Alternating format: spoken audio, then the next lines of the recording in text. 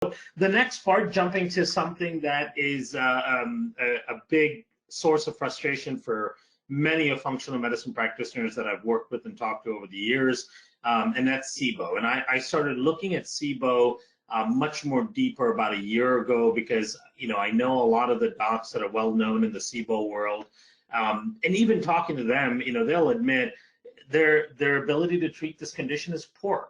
We don't get good responses in SIBO, and we can't make it go away. And because of that, I started thinking about, okay, how can we rethink this condition, right? When we think about SIBO, because of the name, it's small intestinal bacterial overgrowth, we're thinking of that as the condition.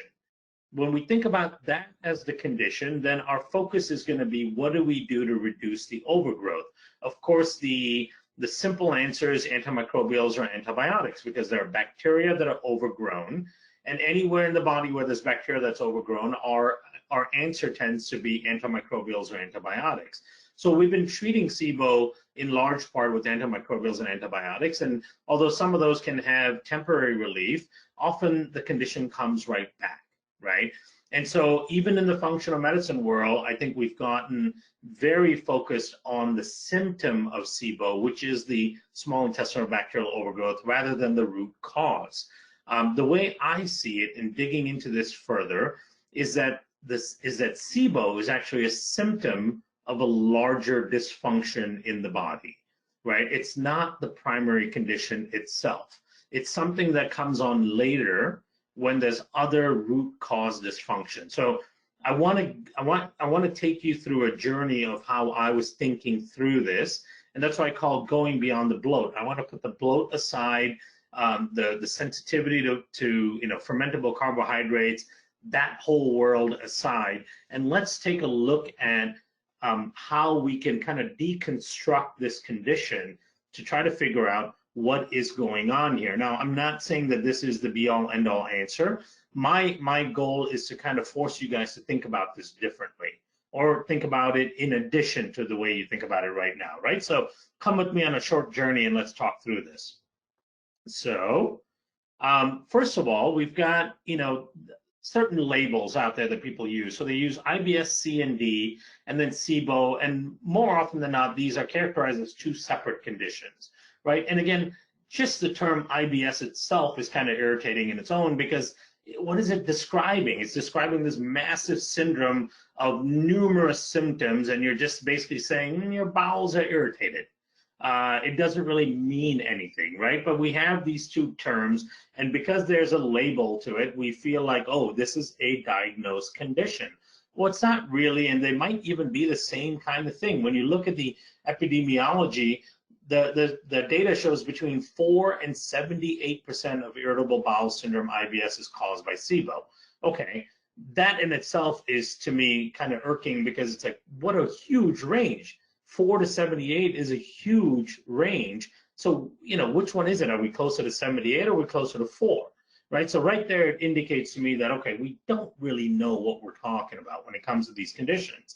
Of course, the most common symptoms of IBS, both C and D, are abdominal pain, discomfort, irregular stool form, irregular stool passage, bloating, constipation, diarrhea, loose and watery stool, depending on whether it's C or D. And then, of course, the most common symptoms of SIBO are abdominal pain, discomfort, bloating, flatulence, loose motion, or constipation. They sound very, very similar, right? So to me, you can categorize this whole thing under gut dysfunction, but the dysfunction is not the diagnosis. The dysfunction is a symptom of something else going on in the digestive tract that is leading to these symptomologies. SIBO is clinically defined as an increase in bacteria equal or greater to 10 to the 5 colony-forming units per ml of upper gut aspirate. Now, this is the only definitive way to actually diagnose SIBO. We've got the breath test, but studies and clinical practice shows that the breath test maybe has about 50% accuracy. You can do surveys, you can do symptom surveys, but really, if you want to absolutely diagnose SIBO, you've got to send in a scope into the small bowel and get some aspirate out and then plate it out to see if you've got higher than 10 to the 5 colony forming units. But we do know from all of the studies that have done this particular type of diagnosis that when you go above 10 to the 5, 10 to the 5 or above, you do start to see the symptoms described here, right? So we do know that there is an overgrowing of bacteria in the small intestine that is driving all of this symptomology. And then the questions we have to ask then is, why is this happening?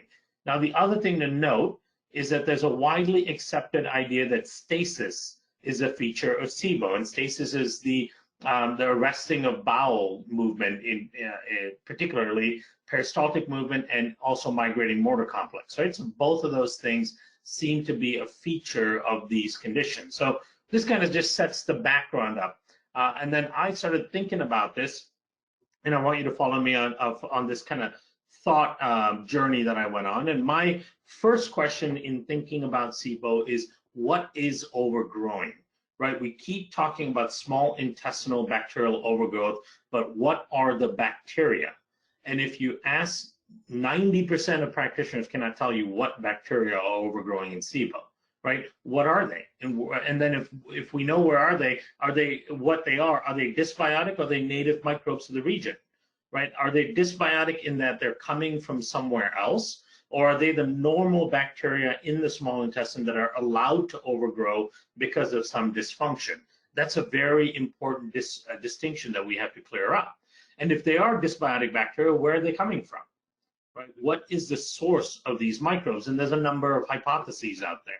And then why are they overgrowing in certain people and why are they not in others? You know, what are the mechanisms we have in place to prevent this from happening? The way I always think about these things is, you know, what happened to our ancestors, right? And I couldn't help but start to think that, did our ancestors have small intestinal bacterial overgrowth? Does our physiology allow for overgrowth of bacteria in the small intestine above the 10 to the 5 CFU level? That's a relatively low level, right? So if you're at 10 to the 4 CFUs per ml, that's a pretty low level of bacteria when you're talking about an area that is prime for bacterial growth, right? So think about the small intestine being a warm environment. It's 98.6 or so degrees in there. It's high in moisture. Bacteria love the warmth. They love the moisture. It's continuously inundated with food and fermentable carbohydrates and proteins and all of these things that the bacteria need to grow. It's got this wonderful mucosa layer that provides a carbohydrate-rich environment. There is some parts of the small intestine have oxygen in it, other parts have lack of oxygen, so it provides a flexible type of aerobic environment or anaerobic environment. It's ideal for bacterial growth. So why is it that under normal circumstances we have such little bacterial growth in the small intestine, right? So there have to be protective mechanisms in place naturally to prevent overgrowth.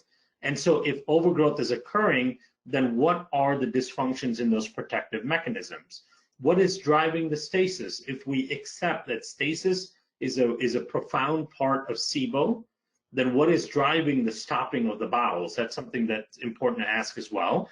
And again, like I mentioned in the previous point, what are our natural protections against these issues? What is in place in the small intestine, which is typically an ideal place for bacteria to grow? What's in place to prevent bacteria from growing in that area naturally, right? So in thinking about this, I said, well, okay, if the SIBO is as prevalent as it is, it must be multifactorial because there are numerous mechanisms involved here and numerous things that have to go wrong in order for bacteria to be in there and overgrowing. So it must be multifactorial. Almost nothing in the body has a singular cause anyway, so I just in my mind put it in there and programmed it that this is multifactorial.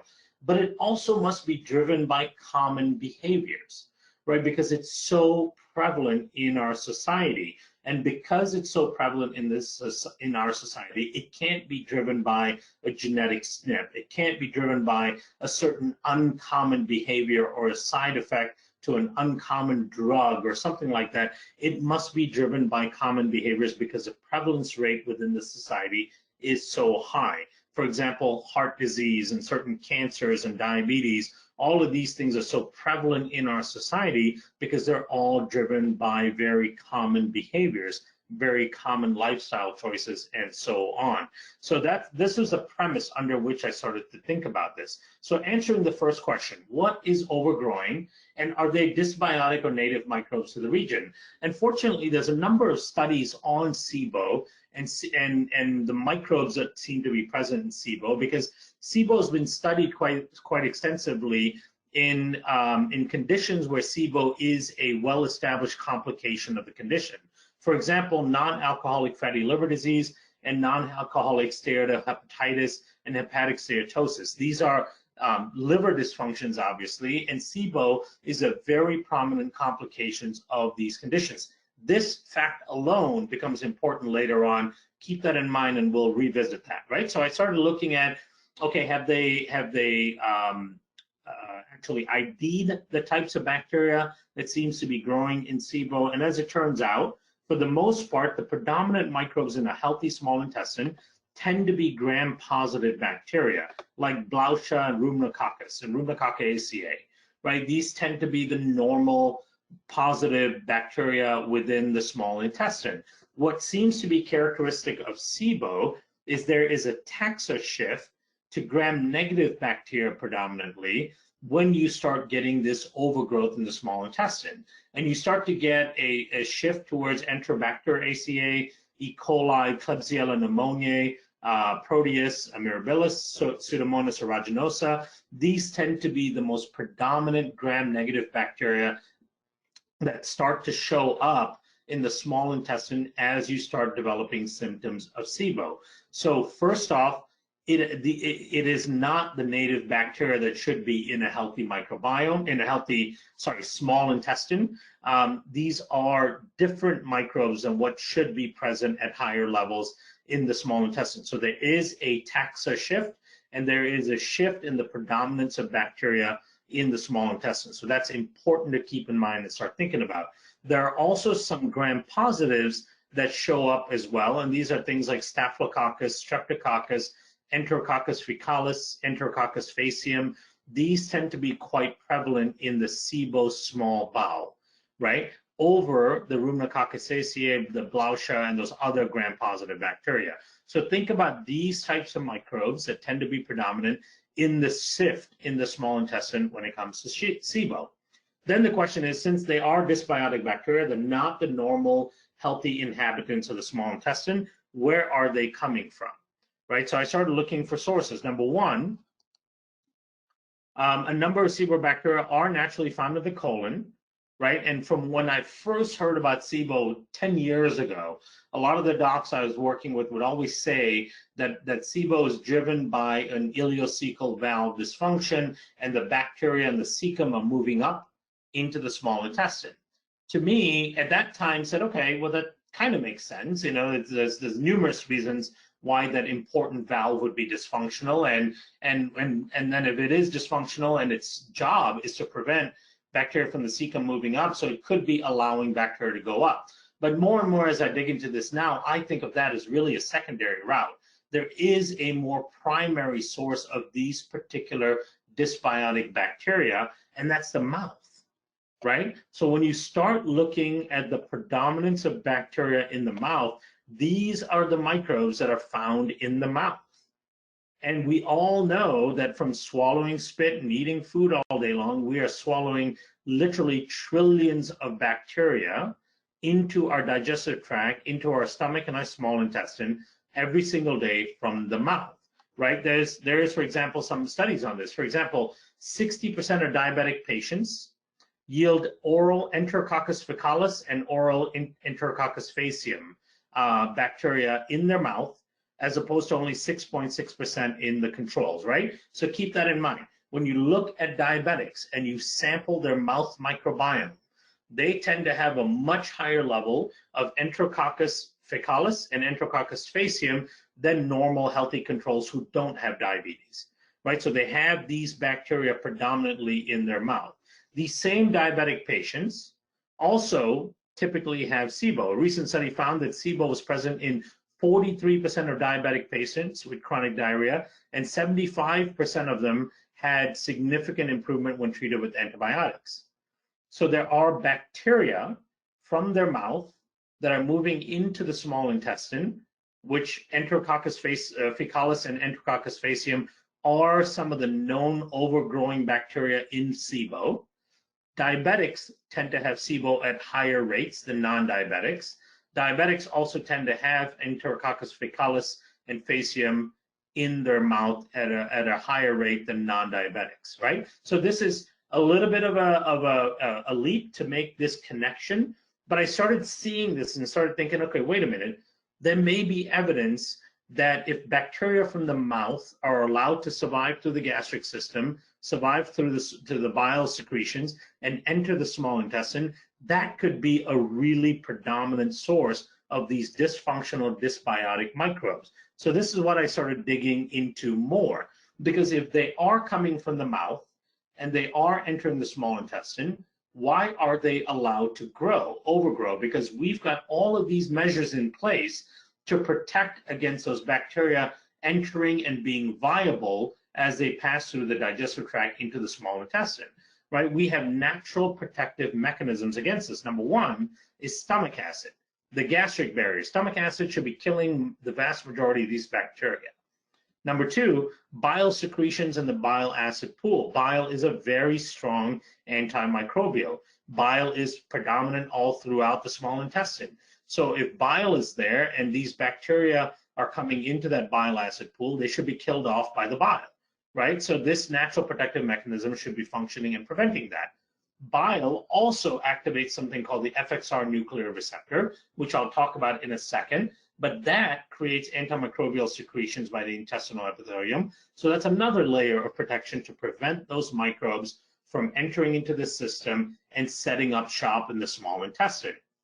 We've got the peristaltic activity, which constantly pushes things that are in the lumen out and down into the colon and then finally out through defecation. We've got the migrating motor complex, which is the electrical sweeping and kind of cleaning out of the system and sending things down so that they don't stay and they don't ruminate in the small intestine. So we've got these protective mechanisms in place. In particular, stomach acid, there's two things that are important to point out. Number one, the formation of the stomach acid through the use of the proton pump is magnesium dependent. Just keep that in mind. And we also know that histamines are the biggest regulator of the production of HCl for stomach acid by stimulating the proton pumps. There are histamine receptors in the proton pumps. And of course, PPIs inhibit this whole process and negate the formation and the secretion of hydrogen chloride.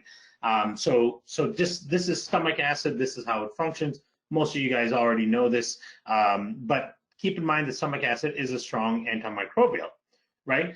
But there are many things that occur that are common, because remember, one of my hypotheses was everything that drives SIBO, not only is it multifactorial, but it also has to be pretty common in our society, because this condition is common in our society. So if stomach acid is an important protector against SIBO and an important source of the SIBO dysbiotic bacteria, which is the mouth, then stomach acid dysfunctions could be driving SIBO. What are the things that create dysfunction within stomach acid production? Is stress, H. pylori overgrowth, zinc and magnesium deficiency, and the use of PPIs and antacids, right? So if oral microbes are a source of overgrown dysbiotic bacteria in the small intestine, and if they're allowed to get there because of dysfunction in stomach acid production, then there must be some data on any one of these things that drive stomach acid dysfunction and disruption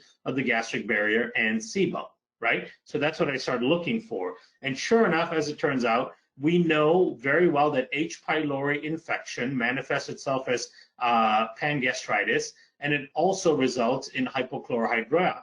So which means that you have lower stomach acid, right? So the pH in the stomach goes up, which increases the survivability of microbes that are passing through. So that is a feature of H. pylori. But does H. pylori infection also correlate with SIBO? As it turns out, it absolutely does. It shows these studies, this is one study, for example, that shows that H. pylori infection increases the intragastric pH due to the production of ammonia. This bacterium may be a causative agent of small intestinal bacterial overgrowth, right? And they found that active H. pylori infection was found significantly associated with the presence of SIBO.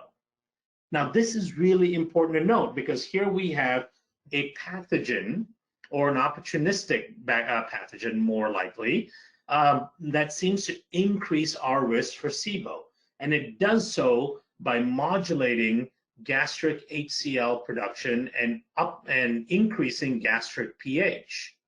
And because of that, it may be allowing this dysbiotic bacteria that we're constantly swallowing to actually enter the small bowel and be viable, which then allows them to take up shop and create that taxa shift that we see in small intestinal bacterial overgrowth. So H. pylori infection becomes a very prominent risk factor for SIBO and is likely a continuous driver of the condition, right? So let's dig in a little bit deeper. The other thing that disrupts that is very common is the use of PPIs. We know that PPIs are the most prescribed drugs. Now they are OTCs. You don't even need a prescription for them, so anyone can buy them off the shelf. And there are several meta-analysis and systemic reviews have reported that patients treated with PPIs, as well as post-gastrectomy patients, have higher frequency of small intestinal bacterial overgrowth compared with patients who lack these aforementioned conditions. And they conclude at this time, PPI-induced dysbiosis is considered a type of SIBO. So anything that disrupts stomach HCl production and increases the pH of the stomach, whether it's H. pylori infection or PPI, and probably in lots of cases both happening at the same time, because I would also argue, and there's evidence to show that increased PPI use increases the growth of H. pylori because the PPIs elevate the stomach pH, which actually improves the growth of H. pylori in the stomach. This combination is likely one of the key components of driving the risk for SIBO because the bacteria that cause the overgrowth are coming from the mouth. And this is supposed to be our gastric barrier, preventing those bacteria from being viable in the small intestine, and yet those are being, this stomach barrier is being compromised, and so the bacteria are entering in and allowed to be viable in the small intestine, right? So that's the first thing to keep thinking about. Now, going in deeper, of course, this was another study that showed that SIBO was detected in 50% of patients that use PPIs, and 24.5% of patients with IBS, and only 6% of healthy control subjects. So SIBO is almost 9 times more prevalent in people who use PPIs versus people who don't, right? So this is clearly a significant driver and risk factor. So stomach acid plays a very important role in preventing SIBO. And we are not addressing stomach acid in any way in most of the SIBO treatments that I hear about in the functional medicine world.